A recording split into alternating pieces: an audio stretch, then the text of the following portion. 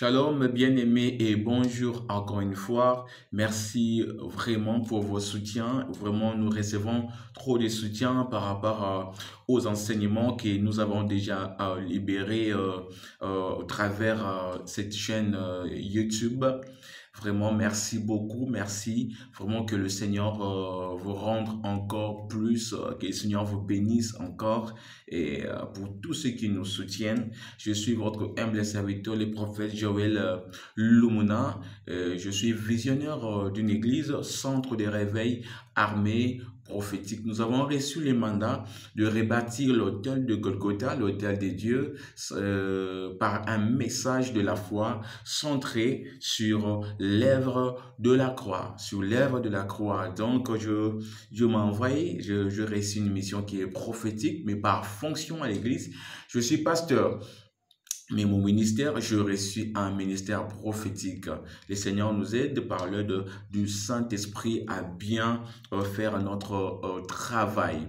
Et aujourd'hui, je suis venu encore avec un message. Je suis venu sonner la trompette par rapport à un message dont plusieurs personnes sont ignorants et par lequel le Seigneur veut délivrer plusieurs personnes. Alléluia, alléluia, alléluia. Et vraiment, j'aimerais aussi demander à tous ceux qui nous soutiennent aussi, parce que à l'église, nous élevons certaines personnes, certains enfants, orphelins, orphelines. Vraiment, nous avons aussi besoin de vos soutiens. Celui qui se sent touché, il peut aussi nous contacter. Que Dieu vous bénisse. Aujourd'hui, le Seigneur m'a envoyé pour donner ce message à son peuple, un message profond, un message prophétique, un message trop spirituel et est basé sur la déclaration des morts. C'est-à-dire avant que quelqu'un puisse mourir, certainement d'autres personnes laissent aussi des messages comme des testaments. Jésus l'a fait dans Jean chapitre 19, il a dit tout est accompli. Jésus, avant de laisser le message, il a dit Seigneur, Père, pardonne-leur car ils ne savent pas ce qu'ils font. Donc Jésus a laissé un message avant de mourir, c'était le testament. Alors aujourd'hui, je vais parler des conséquences de certains testaments diaboliques, maléfiques, et puis subis par ceux qui doivent bénéficier de cette parole. Donc, je dois partager sur ça. Et quelles sont les conséquences lorsqu'une personne libère une déclaration avant sa mort et des conséquences et comment faire pour en sortir. Je vais lire cette portion de la parole du Seigneur qui me servira comme base afin que mes idées ne soient pas dispersées, mes idées soient orientées et bien canalisées pour que je sois mieux compris par vous. Hébreux chapitre 9, le verset 16 au verset 17. Hébreux chapitre 9, le verset 16 au verset 17. Je lis dans le nom du Seigneur Jésus, que j'ai trouvé. Un testament n'a pas de fait avant la mort. Il n'a pas de valeur tant que vit celui qui l'a fait. Alléluia. Le verset 16, j'avais oublié. Quand il y a alliance ou testament, il faut que meure celui qui a fait le testament. Un testament n'a pas de fait avant la mort. Il n'a pas de valeur tant que vit celui qui l'a fait. Alléluia. Donc ici, c'est Paul, l'auteur du livre d'Hébreux est en train de nous expliquer sur le valeur du testament ou de paroles déclarées avant la mort d'une personne qui détient le bien. Et nous allons voir aussi que Jésus, si aujourd'hui nous vivons ce que nous vivons, nous sommes sauvés, nous sommes délivrés, c'est à cause de ce testament, c'est à cause de ce que Jésus a déclaré à la croix. Jésus, il était dans la souffrance avant de mourir, il a laissé une parole. Et cette parole est restée et appuyée par des anges. Parce que dans le monde spirituel, chaque parole est accompagnée par des esprits. Ça peut être des esprits de Dieu ou les esprits du diable qu'on appelle le démon. Et Jésus, quand il a libéré cette parole pour nous, cette parole a été suivie par le Saint-Esprit. Dans Jean chapitre 6, le verset 63, il est écrit, « Les paroles que je vous ai dites sont esprit et vie. » Esprit et vie. La parole prend aussi la forme de l'esprit dès qu'elle est prononcée. Alléluia. Dès qu'elle est prononcée. Alors, faites attention lorsque vous prononcez des paroles dans la vie de vos enfants, dans la vie de vos proches. Alléluia. Ce sont des autels que vous baptisez. Avant d'entrer dans la profondeur, j'aimerais d'abord que vous puissiez nous soutenir en s'abonnant dans notre chaîne YouTube.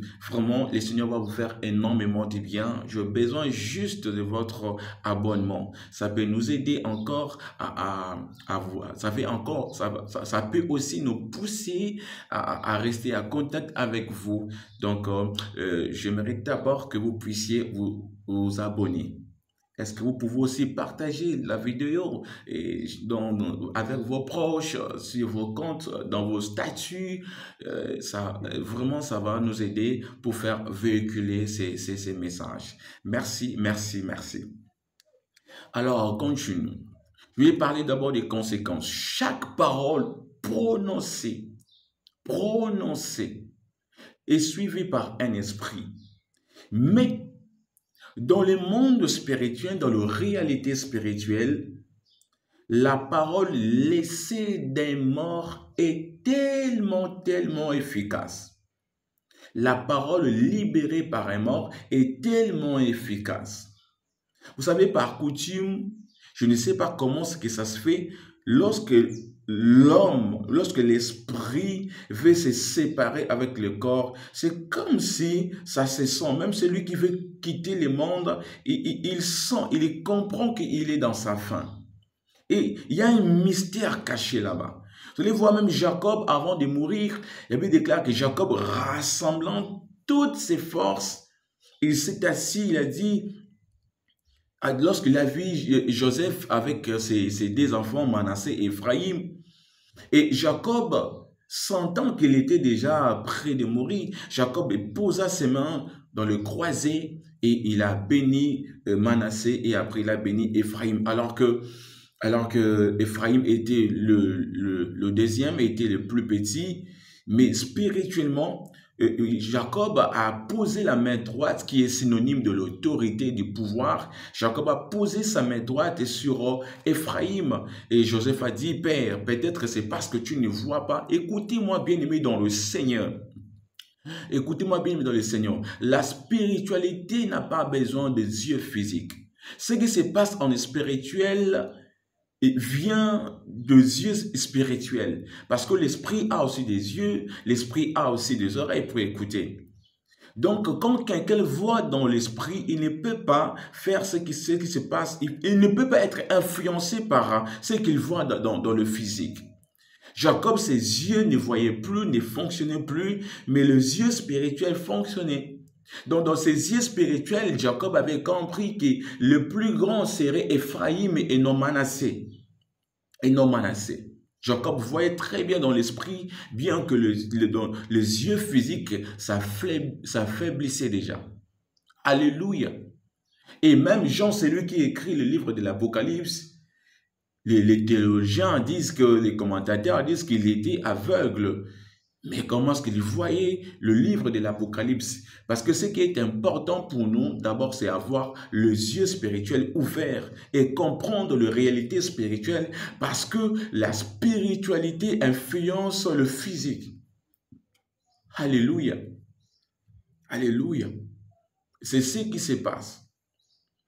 Alors, il y a plusieurs personnes, leur vie sont compliquées. Leur vie est entrée dans des difficultés énormes, dans des complications, et ils ne savent pas la cause. Peut-être c'est quelqu'un, un membre de la famille, à qui vous avez fait tellement du mal avant sa mort. Et lorsqu'il laisse une parole, cette parole sera influencée par des esprits. Si cette parole est une parole de malédiction, automatiquement, vous allez remarquer que les esprits qui travaillent, les agents du diable, démons, esprits, sorciers, ils seront derrière cette parole pour l'accomplir. Écoutez-moi très bien, Jérémie chapitre 1er, verset 12. Il dit, Jérémie, que vois-tu? Il dit, je vois une branche d'amandier. Il dit, tu as bien vu, je veille sur ma parole. Et je reste derrière ma parole pour l'accomplir. Dieu veille. Donc Dieu qui est esprit élevé, le maître des esprits, notre créateur, c'est Dieu. Il nous montre aussi dans les principes spirituels, lorsqu'une parole sort, Dieu même lorsqu'il lance sa parole, il commence à marcher derrière cette parole pour l'accomplir. Je profite pour déclarer dans la vie de quelqu'un, tout celui qui a reçu la parole prophétique, qui a reçu des promesses venant de la part de Dieu, je vais te dire une chose, que Dieu lui-même restera derrière cette parole pour l'accomplir. Et tu vivras l'accomplissement de toute parole prononcée par Dieu lui-même. Alléluia. Et qu'est-ce qui pousse à quelqu'un de libérer une parole de malédiction avant sa mort? Souvent, c'est un sentiment de regret. Un sentiment de rejet. Lorsque la personne se sent rejetée, sache-le très bien, un esprit malin viendra le pousser à libérer une parole sur laquelle les sorciers commenceront à utiliser pour détruire des familles. Les diables n'aiment pas que le mal s'arrête.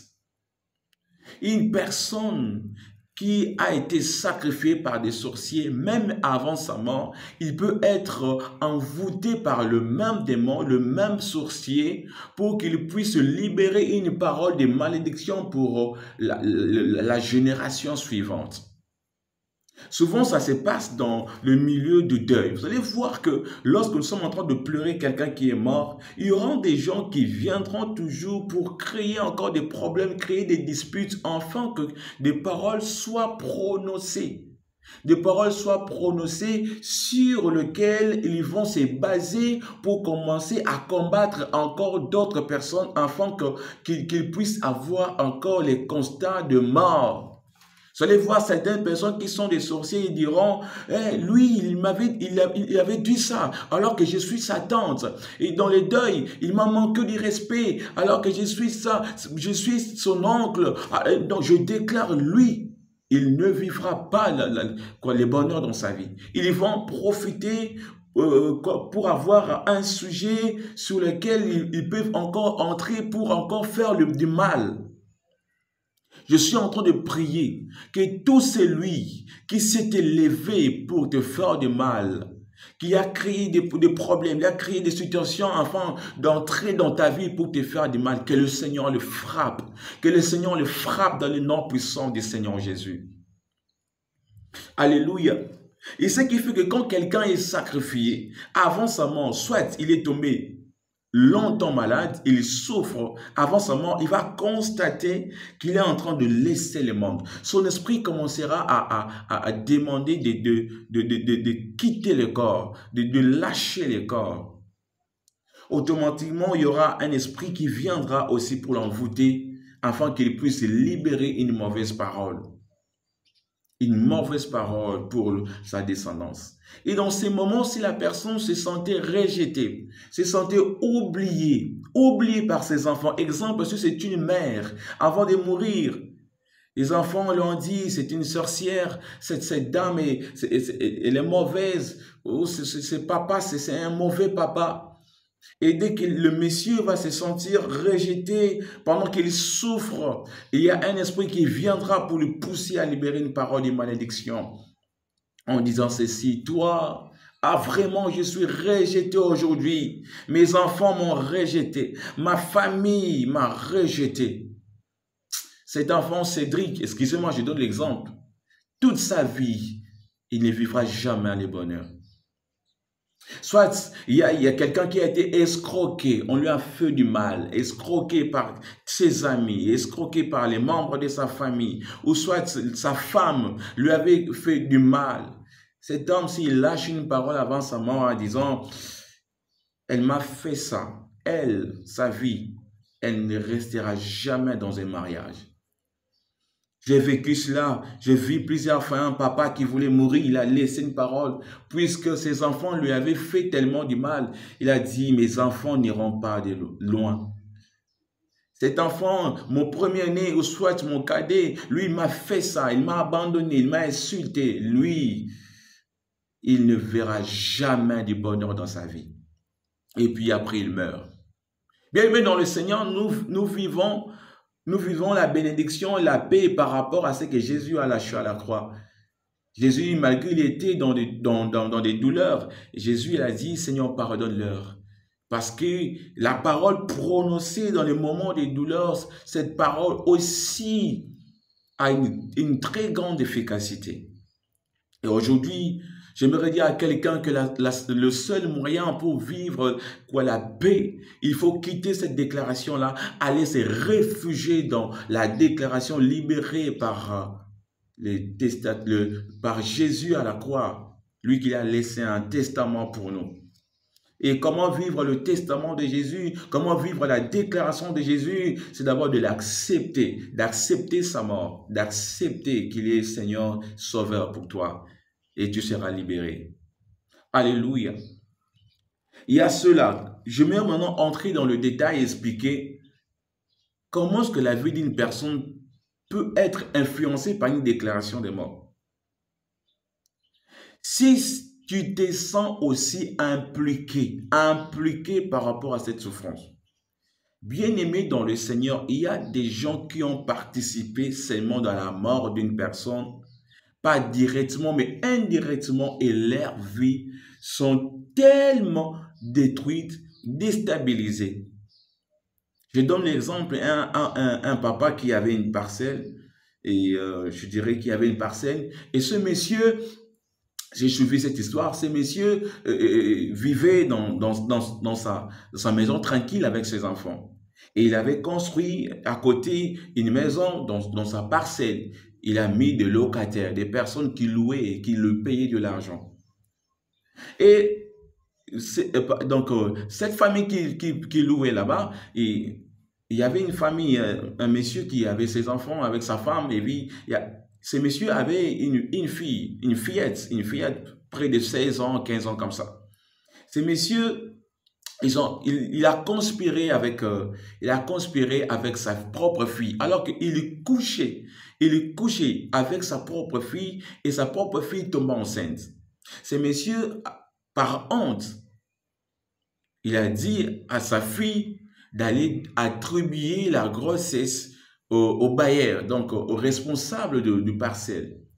Cette fillette n'en voulait pas, mais son père lui a mis des pressions. Ils ont monté un coup. Au moment où le bailleur, le monsieur qui était déjà avancé en âge, il avait sa parcelle, il est allé se laver. Vous savez, en Afrique, il y a souvent pas toujours de douche à l'intérieur. Il y a aussi des douches aussi de l'extérieur, de toilettes de l'extérieur. La fillette est allée derrière, entrer là où le père, le vieillard, se lavait. Et elle a déchiré ses habits, elle a crié du coup que le père lui avait violé. Les enfants de ses papas sont venus et les frères de cette fillette ainsi que son père sont venus et son père qui savait, le conspirateur, il était au courant, mais là-bas il a fait l'ironie, il est allé se jeter sur ces messieurs-là, commençant à lui tabasser. C'était vraiment de catastrophe, de l'abomination. Et ses papas disaient, je leur rien fait, je leur rien fait. Jusqu'à ce qu'ils sont allés dans le tribunal et ses papas a été arrêté. Malheureusement, il a été arrêté. Par ce choc-là, on a posé la question, comment faire, comment vous récompenser? La famille qui avait créé cette histoire, ils ont demandé la parcelle. Et le père était choqué, ils ont pris la parcelle. Le père là a fait, il a piqué une crise, il a fait une crise automatiquement. Et avant de mourir, il a laissé une parole. Il dit, je suis innocent. Mais cette fille ne vivra jamais le bonheur. Et le père est parti, il est mort. C'était un choc. Les locataires, ils ont récupéré la parcelle. Les enfants de ce monsieur, de ces deux pères qui étaient morts, sont commencés à souffrir dans la vie en dormant dans des églises. C'était terrible.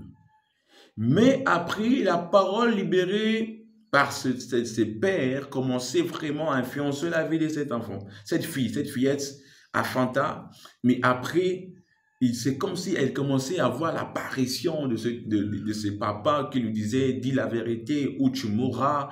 C'était compliqué. Et toute la famille était plongée dans des difficultés, ne sachant pas la cause, mais la fille et son père savaient le pourquoi la famille vivrait la disette de complications. Ils voyaient des esprits, ils voyaient des morts tout le temps. Et jusqu'à ce que la fille est allée dire la vérité. Donc, ils ont remis la parcelle. C'était compliqué. Elle est allée dire la vérité pour se libérer. Bien-aimé dans le Seigneur, peut-être que toi aussi tu as participé à la souffrance qui a causé la mort de votre papa. Et aujourd'hui, tu as atteint des complications dans la vie. Je m'adresse à toi, jeune fille. Peut-être que tu as participé aussi à la souffrance de ces messieurs. Tu as arraché sa parcelle. Tu as arraché le mariage d'une fille. Le mariage de ton ami. Et aujourd'hui, ton amie, elle est morte. Mais avant de mourir, elle a tellement souffert parce que toi, tu avais volé son mari. Il y a plusieurs personnes qui souffrent, ils ne savent pas. Tu as fait du mal à quelqu'un, cet homme est allé souffrir, tu te dis, non, je m'en fous, il fait sa vie, moi aussi je fais ma vie et tout ça. Mais, et puis après tu apprends que cette personne est morte. Tu apprends que ton ami là, à qui tu as fait du mal, il est parti, il est mort. Tu n'es même pas venu dans le deuil et tu ne sais pas même de quel type de paroles qu'il avait laissé. Il y a des gens, je dirais, où ils sont fautifs. Ils ont fait tellement de mal à quelqu'un et cette personne, avant de mourir, il est mort avec son nom dans la bouche. Je meurs aujourd'hui à cause de Jeanne. Moi, je meurs aujourd'hui à cause de papy. Je meurs aujourd'hui. Il y a des gens tout autour de toi qui sont au courant des paroles prononcées de leur maman contre toi. Et toi, aujourd'hui, tu ne sais pas comment réparer. Tu ne sais pas comment réparer. Ma soeur, je t'ai dit, aussi longtemps que tu ne te répares pas, que tu ne te répands pas de tes mal, tu ne cherches pas la volonté de Dieu, le pardon du Seigneur, ta délivrance, ta vie ne sera pas stable, tu ne vivras pas en paix. Peu importe les millions que tu as hérités, tu ne vivras jamais en paix. Peut-être que ça ne sera pas vraiment l'apparition de cette personne qui est morte, mais les esprits viendront prendre sa forme pour te dire si tu as des problèmes aujourd'hui, c'est à cause de cette personne. Tu commenceras à vivre des apparitions de démons, des esprits. Tu ne vivras jamais à l'aise. Je suis venu te dire une chose, que Jésus, après la résurrection, il apparaissait déjà au devant de ses disciples durant 40 jours. Dans le chemin de Maïs avec ses disciples, ils ont vu Jésus. Jésus venait, il vivait comme ça. C'est une réalité spirituelle. Et parfois aussi, je dis, il y a des gens qui ont fait du mal vraiment aux personnes, mais ils ont oublié tout ça. Ils ont vraiment oublié. Tu dois chercher à te repentir. Répands-toi. Va dire la vérité. La mort de cette personne-là est dans tes mains. Tu as le sang dans tes mains. Directement ou indirectement. Tu as sacrifié cette femme aujourd'hui à cause de l'auge. Aujourd'hui, tu vis de difficultés, même si tu as de l'argent. Cet argent-là ne t'apportera jamais la paix. Parce que les sangs d'Abel crient. Les sangs d'Abel crient. Caïn a tué Abel, mais les sangs d'Abel parlaient. Les sangs d'Abel parlaient. Quand on dit les sangs d'Abel parlaient, c'est dit l'âme. C'est dit que, vous voyez, l'âme de la personne parle. Et tu ne seras pas à l'aise. Caïn subit ces choses. Dieu a jugé Caïn à cause du sang d'Abel. Tu marches avec les sangs dans tes mains. Oh my God, les conséquences des paroles prononcées des morts avant sa mort avant sa mort. Je t'invite à chercher Dieu aujourd'hui. Je vais continuer après. Je pense que je vais me limiter là. Je t'invite à chercher Dieu. Vraiment, si tu veux aussi avoir des orientations, écrivez juste moi ici. Écrivez-nous et je vais vous aider. Vraiment, même si tu as des millions, même si tu as des millions, bien aimé dans le Seigneur, les millions là ne te donneront jamais la paix. La paix, c'est Jésus. La Bible déclare que je vous laisse mon shalom, la paix que le monde ne pourra jamais vous donner. Les conséquences, tu ne dormiras pas à l'aise. Cet esprit viendra te chercher. La parole laissée par la personne que tu avais tuée, la personne que tu avais abandonnée, alors que tu avais des possibilités, des capacités de l'aider, il est mort avec ton nom dans sa bouche. Il est mort avec le nom de la famille dans sa bouche. La malédiction ou les problèmes vont te poursuivre aussi longtemps. Si tu sais que tu es innocent, là, ça va. Mais si tu sais que tu ne lui as rien fait, tu ne l'avais pas abandonné, là, ça va. Mais si tu te reproches de quelque chose, il faut réparer, il faut chercher Dieu, il faut chercher ta délivrance. C'était votre humble serviteur, le prophète Joël Cephas Lumuna. Restez connectés. Abonnez-vous si vous étiez vraiment béni par ces messages. J'en ai plein. Je vais prier encore. Le Seigneur va me donner encore un autre message. Je vais vous l'apporter et pour vous donner encore de lumière par rapport à ce que plusieurs personnes sont en train de vivre. Je suis chrétien. Je crois à la parole de Dieu. Je crois que la parole de Dieu est vie. Et la seule solution, c'est Jésus. C'est la seule solution qu'il nous faut. C'est Jésus. C'est de chercher Jésus, de se repentir et nous aurons la vie et l'éternel et nous vivrons dans la paix. Que Dieu vous bénisse et contactez-nous et abonnez-vous. Vraiment, nous avons besoin aussi de soutien spirituel, de soutien aussi financier. Je dirige une église, nous avons tant de besoins, nous avons besoin de caméras. Vraiment, je fais un appel aux personnes qui peuvent contribuer dans l'œuvre du Seigneur. Nous avons besoin de caméras pour faire des vidéos de bonne qualité. Nous avons besoin de ça. Vraiment, aidez-nous en nous envoyant quelques contributions, je dirais, pour nous aider aussi. Si vous avez des caméras, vous pouvez aussi nous contacter. Et après, nous bergeons aussi des enfants de 4, ils sont au nombre de 4 ou 5, qui sont des orphelins qui souffrent aussi. Nous avons besoin de votre aide pour les fournitures scolaires. Vous pouvez aussi nous envoyer des cahiers, des livres pour leur aider à être scolarisés. Que Dieu vous bénisse. Ma prière est que Dieu vous libère de toute pression, de mauvais esprits, au nom puissant du Seigneur Jésus, des oppressions sataniques. Que Dieu vous libère dans le nom puissant du Seigneur Jésus-Christ de Nazareth. Amen. Bayo et que Dieu vous bénisse.